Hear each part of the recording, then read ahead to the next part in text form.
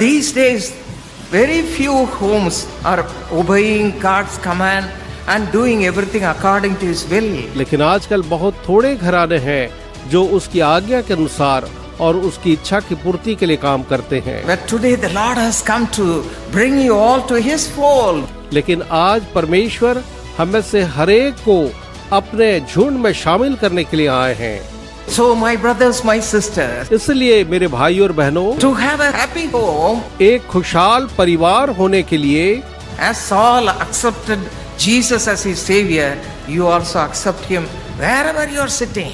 जैसे पौलुस ने यीशु को अपना उद्धारकर्ता ग्रहण किया, आप जहाँ भी बैठे हैं वैसे ही आप भी उसे उद्धारकर्ता ग्रहण करें। When He comes into your heart, जब वो आपके हृदय में आता है, you will be a blessed person. तो आप एक धन्य व्यक्ति बन जाएंगे। Hallelujah. Hallelujah.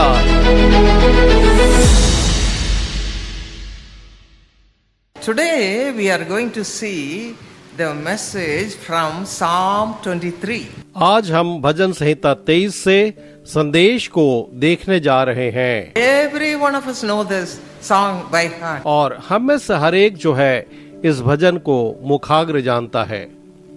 We teach our children this psalm first. और हम पहले अपने बच्चों को यह भजन सिखाते हैं। But we don't understand anything from this psalm. लेकिन इस भजन से हम कुछ भी नहीं समझते। And the parents also do not understand what is there in that psalm. और यहाँ तक कि जो पालक हैं वो भी इस बात को नहीं समझते कि इस भजन में क्या कुछ बातें हैं। But as I was praying that what should be given to your children, O Father. और लेकिन आज जब मैं पिता से प्रार्थना कर रही थी कि हे पिता, आज आपके बच्चों को मैं क्या वचन He दूं, has told me something about this psalm. तो उसने मुझे इस भजन के बारे में कुछ बताया है। The great things from this psalm. इस भजन से कुछ बहुत ही महान बातों को बताया है। This has been written by King David. इसे तो राजा दाऊद के द्वारा लिखा गया था। The Lord says, और यहोवा कहता है, He is a man after my own heart. वो मेरे हृदय के अनुरूप व्यक्ति है। With all his love towards God, he has written this psalm. और परमेश्वर के प्रति अपने पूरे प्रेम के कारण उसने इस भजन को लिखा है। What are the good things we see in this psalm? इस भजन में कौन सी अच्छी बातें हैं जो हम देखते हैं? If you read Psalm 23 verse 3, अगर आप भजन संहिता 23 के वचन 3 को पढ़ेंगे, there we see the Lord restorer of soul. वहाँ हम देखते हैं कि परमेश्वर हमारे जी में जी ले आने वाले हैं। He restores my soul. वो हमारे प्राणों को पुनर्जीवित करते हैं। We face many darkness in our lives. हम अपने जीवन में अनेक अंधेरों का सामना करते हैं। We don't have righteous life at all. और हमारा जीवन बिल्कुल भी धर्मी जीवन नहीं होता। That's why we go through darkness in our lives. इसलिए हम अपने जीवन में अंधेरों से गुजरते हैं। The devil is there to give all sorts of problem, all sorts of misunderstandings in the families and so many problems. That's why we are in darkness. चूंकि शैतान कई प्रकार की समस्याओं को, गलतफहमियों को परिवारों में लाता है, इसलिए हम अनेक प्रकार की समस्याओं में अंधकार में हैं। Not only that, if you read 1 John chapter 2 verse 16, उतना ही नहीं, अगर आप पहला यूहन्ना अध्याय 2 और उसके वचन 16 को पढ़ेंगे, what are the things are there in the world? तो वहाँ वचन में कौन सी चीजें या बातें हैं? The lust of the flesh, शरीर की अभिलाषा, the lust of the eyes, आंखों की अभिलाषा and the pride of life. और जीविका का घमंड। Because of this, people, even though Christians, they could not live a righteous life. और इसलिए लोग, यहाँ तक कि जो मसीह हैं, वो भी एक धर्मी जीवन नहीं जी पाते हैं। In between the family members, they don't have understanding. परिवार के सदस्यों के बीच में आपसी समझ जो है नहीं है। Husband finding fault with the wife and wife finding fault with the husband. पति जो है पत्नी के जीवन में गलतियां ढूंढता है और पत्नी पति के जीवन की गलतियां ढूंढती है। So many homes have no peace at all. और अनेक घरों में बिल्कुल भी शांति नहीं है। Is there possibility to have the peace of God? क्या यह संभव है कि ईश्वर की शांति हमारे घर में हो? And this verse says the Lord is the restorer of your soul. और ये वचन कहता है कि यहोवा परमेश्वर हमारे प्राणों को पुनर्जीवित करता है। See the life of Adam and Eve. आदम और हवा के जीवन को देखें। They were very happy in the Garden of Eden. अदन की बारी में वे बहुत ही प्रसन्न रहते थे। God Almighty provided everything and make them enjoy everything He has made. परमेश्वर ने सब कुछ उनके लिए पूरा किया और वे उन सारी चीजों का आनंद ले रहे थे जो उसने बनाया। Yes, they were very happy and they were innocent and ignorant people. वे बहुत ही ज्यादा खुश थे और वे तो बिल्कुल अबोध और निर्दोष लोग थे। But what do we read in 1 Peter chapter 5 verse 8? लेकिन हम पहला पत्रस 5 और उसके वचन में क्या पढ़ते हैं? Like a roaring lion, he brings all darkness into the lives of such people. एक गरजते हुए सिंह के समान वो ऐसे लोगों के जीवन में हर प्रकार के अंधेरे को लेकर के आता है। Devil wants to devour such people. शैतान ऐसे लोगों को फाड़ खाना चाहता है। In the same way, Adam and Eve were tempted by the devil. वैसे ही आदम और हवा शैतान के द्वारा परीक्षा में डाले गए। Because of a small fruit. एक छोटे से फल के कारण The Lord said, "Don't look to that. यहोवा ने कहा तुम उसे ना देखना, You should not eat." उसे न खाना। And the devil said, "You eat, nothing will happen." और शैतान ने कहा तुम खाओगे तो कुछ नहीं होगा। This is how we are tempted in our day-to-day life. हमारे दैनिक जीवन में हम ऐसे ही परीक्षा में पड़ते हैं।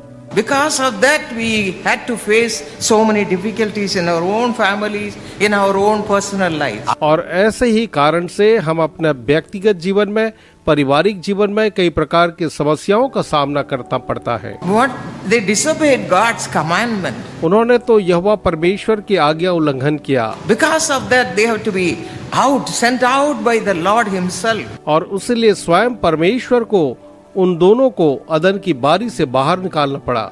Genesis 3:23 says like that. और उत्पत्ति 3:23 ऐसा ही बताता है। Then they were in the presence of God. जो भी वे दोनों परमेश्वर की उपस्थिति में थे, As they disobeyed God, they had to come out of that presence of God. जब उन्होंने परमेश्वर की आज्ञा नहीं मानी तो उन्हें परमेश्वर की उपस्थिति से बाहर निकलना पड़ा। In the same way, in our day-to-day life also, there are two ways.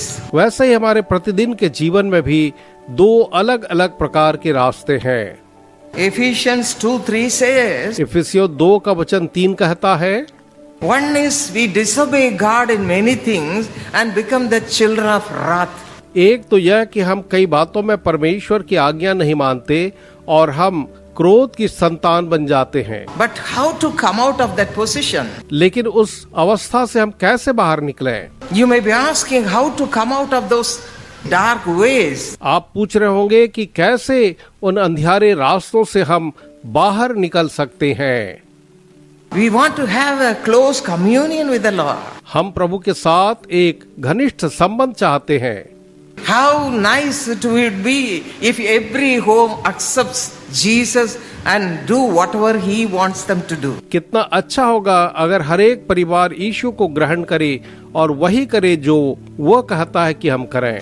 But these days, very few homes are obeying God's command and doing everything according to His will. लेकिन आजकल बहुत थोड़े घराने हैं जो उसकी आज्ञा के अनुसार और उसकी इच्छा की पूर्ति के लिए काम करते हैं। But today the Lord has come to bring you all to His fold. लेकिन आज परमेश्वर हमें से हर एक को अपने झुंड में शामिल करने के लिए आए हैं। He wants to come into your house. वो चाहता है कि वो हमारे घरों में आए। He wants to dwell in your heart. वो आपके हृदय में वास करना चाहता है। Why? क्यों? To make you His children. ताकि आपको अपनी संतान बना ले। If you read Romans chapter 9 verse 23, अगर आप रोमियो 9 और उसके वचन 23 को पढ़ेंगे, there He makes you dwell in light. तो वो आपको वहाँ पर ज्योति में निवास कराता है। Instead of living in darkness, the Lord makes you dwell in the light. अंधेरे में रहने के बदले परमेश्वर आपको उजियारे में निवास कराता है। He comes to everybody. वो हरेक के पास आता है, Touches the hearts of his people. अपने लोगों के हृदयों को छूता है Removes darkness from them. और उनसे अंधकार को दूर करता है And give them light. और उन्हें ज्योति देता है And make their home a bright home. ताकि उनके घरों को रोशन घर बनाए। If we read Galatians chapter 2 verse 20, अगर हम गलातियों 2 उसके वचन 20 को पढ़ेंगे we read about a man called Saul. तो हम शाऊल नाम के एक व्यक्ति के बारे पढ़ते हैं। He was against God, वो तो परमेश्वर के विरोध में था, killing the people who are following God. परमेश्वर के पीछे चलने वाले को मारता था। And that he was away from the Lord. वो परमेश्वर से बहुत ही दूर था। But one day the Lord met him. लेकिन एक दिन यहोवा परमेश्वर उससे मिले। Saul, how long you are going to make me sad? शाऊल, तो मुझे कब तक ऐसे ही उदास बनाए रखोगे? Immediately he obeyed God. तत्काल ही उसने परमेश्वर की आज्ञा को माना। Lord, what shall I do? प्रभु मैं क्या करूं? He cried. वो रोने लगा And the Lord's grace came upon और him. परमेश्वर का अनुग्रह उसके ऊपर आया। Yes, according to Romans 9:23. हाँ, रोमियो 9:23 के अनुसार He was a vessel of wrath till then. तब तक वो क्रोध का एक पात्र बना हुआ था अपने जीवन में, But the Lord touched him. लेकिन प्रभु ने उसे छुआ Just a touch from the Lord. और प्रभु का एक स्पर्श मात्र ही And made him the children of grace. उसे अनुग्रह की संतान बना दिया। This is the basic thing we have to have in our family life. ये वो मूलभूत बात है जो हमारे पारिवारिक जीवन में होना है। And he says, now I am a child of God. और अब वो कहता है कि मैं परमेश्वर की एक संतान हूँ। Hallelujah. Hallelujah. That's my sisters and brothers. हाँ मेरे बहनों और भाइयों, Today the Lord has brought you to make you His children. आज परमेश्वर ने आपको यहाँ लाया है कि आप सबको वो अपने संतान बना ले। You may also be children of wrath, disobeying God's command. आप भी परमेश्वर की आज्ञा न मान करके आज क्रोध की संतान बने हुए होंगे। But as the Lord met Saul लेकिन जिस तरह परमेश्वर शाऊल से मिले and spoke to him, और उससे बातचीत की, the Lord is speaking to every one of you today, this evening. आज की संध्या प्रभु आप में से हर एक से भी बात कर रहे हैं। The hard-hearted Saul was made to Paul. एक कठोर हृदय वाला शाऊल जो है वो पौलुस में बदल गया। Without your knowledge, the Lord is touching the heart of every one of you. आपके ज्ञान के बगैर ही परमेश्वर आप में से हर एक के हृदय को छू रहे हैं He is removing all the unrighteousness, और हर एक अधर्मिकता को दूर कर रहे हैं, unholy life. एक अपवित्र जीवन को। And he is giving you His grace. और अब वो आपको अपना अनुग्रह दे रहे हैं। Romans chapter 5 verse 20 says so. Romeo 5 और उसका वचन 20 ऐसा ही कहता है। The grace of God is here coming upon every one of you. और परमेश्वर का वही अनुग्रह आप में से हर एक के ऊपर यहाँ आ रहा है। Hallelujah. हालेलुया। Paul says, पौलुस कहता है I have been crucified with Christ. मैं मसीह के साथ क्रूस पर चढ़ाया गया हूँ। That's what you have to do. आपको भी यही करना है। The Lord gave His life on the cross just for you. प्रभु ने आपके लिए ही अपना जीवन क्रूस के ऊपर बलिदान किया। He suffered there. उसने वहाँ पर कष्ट उठाया They beat him severely. और वे उसे बुरी तरह मारे Bore everything with a smile and patiently. और वो सारी बातों को, सारे कष्ट को मुस्कुराते हुए और धीरज से सहता रहा। Remembering you, every one of you, my brother, my sister. आप में से हर एक को स्मरण करते हुए मेरे प्रिय भाइयों और मेरी प्रिय बहनों।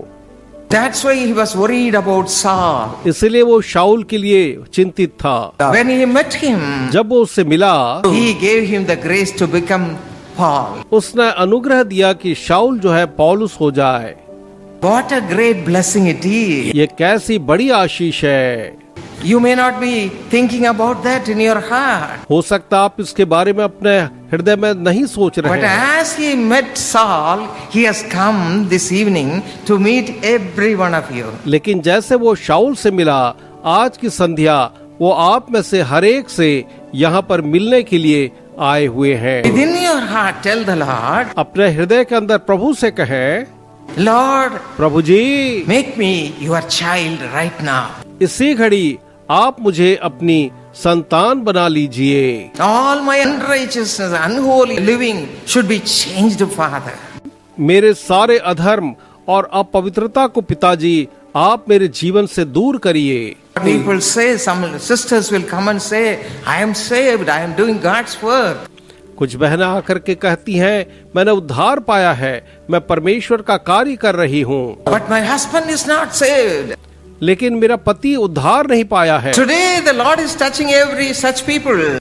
आज ऐसे ही सारे लोगों को परमेश्वर जो है छू रहे हैं। And Paul writes, और पौलुस लिखता है, it is no longer I who live, अब ये मैं नहीं जो जीवता है, but Christ lives in me. लेकिन मसीह मुझ में जीता है। Yes, the Lord is coming, entering into your heart right now. हाँ, अब जब प्रभु आपके हृदय में अभी प्रवेश कर रहे हैं, All the unrighteousness is gone forever. हर एक अधर्मिकता जो है हमेशा के लिए चली जा रही है। The Lord is removing everything from your life. प्रभु आपके जीवन से हर एक चीजों को दूर कर रहे If you हैं। are addicted to alcohol, अगर आप शराब के आदी हैं, or any lustful thing, या फिर वासना में चीजों के आदी हैं, the power of God is coming upon you. परमेश्वर की सामर्थ आप पर आ रही है। The power of God is coming upon every one of you. परमेश्वर की सामर्थ आप में से हर एक पर आ रही है। He is removing unwanted things in your life. वो आपके जीवन से हर एक अनचाही बातों को दूर कर रहा If है। you believe, think that you are changed by the power of God. अगर आप विश्वास करेंगे तो परमेश्वर की सामर्थ के द्वारा